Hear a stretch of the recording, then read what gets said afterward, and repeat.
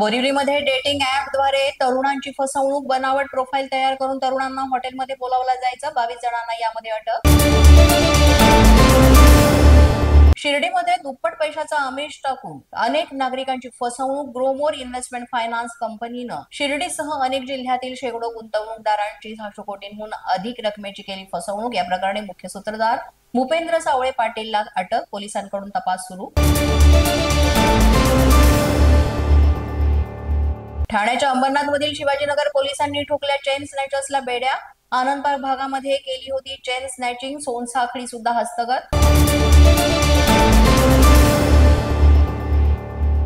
अंबरनाथमध्ये पूर्व आणि पश्चिम उड्डाण पुलावर खड्ड्यांमुळे पुलावर वाहतूक कोंडी. पालिकेतून लवकरच खड्डे भरण्याच्या कामाला सुरुवात होणार, शहर अभियंता राजेश तडवी यांची माहिती.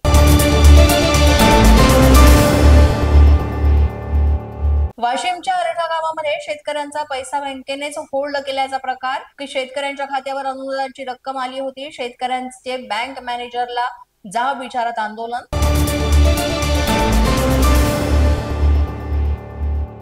जळगावच्या धरणगाव शहरामधील वीज पुरवठ्याच्या समस्यांबाबत शिवसेना ठाकरे गटाचा महावितरण कार्यालयावर मोर्चा. सलग वीज खंडित होण्याचे प्रकार वारंवार घडत असल्यानं आंदोलन.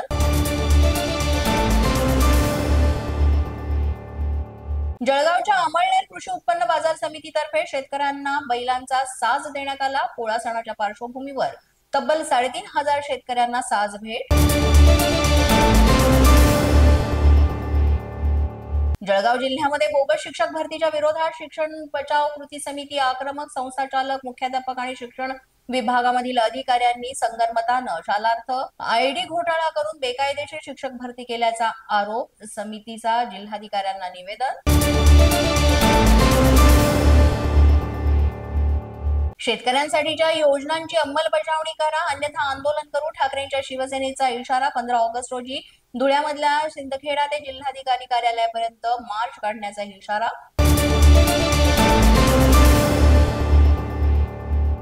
नंदुरबार जिल्ह्यामध्ये मार्च ते मे महिन्यात दरम्यान झालेल्या अवकाळी पावसामुळे 751.62 हेक्टर जमिनीचं नुकसान. प्रशासनाकडून पंचनाम्याचा अहवाल शासनाकडे पाठवण्यात आला, पण शेतकऱ्यांना नुकसान भरपाईचे पैसे अजूनही देण्यात आले नाहीत. पोलीस माझा न्यूजच्या बातमीपत्रात आज इतकंच. तुम्हाला आमचं बातमीपत्र कसं वाटतंय याबाबत अवश्य अभिप्राय कळवा.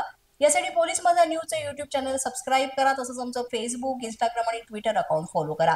अधिक माहितीसाठी आमच्या www.policemazhanews.com या वेबसाईटला भेट द्या. आमचे अधिकृत प्रतिनिधी व्हायचं असेल तर स्क्रीनवर दिलेल्या क्रमांकांवर आजच संपर्क साधा. आजच्या बातमीपत्रात इतकंच. पुन्हा भेटूया पुढील बातमीपत्रात. तोपर्यंत पाहत रहा पोलीस माझा न्यूज.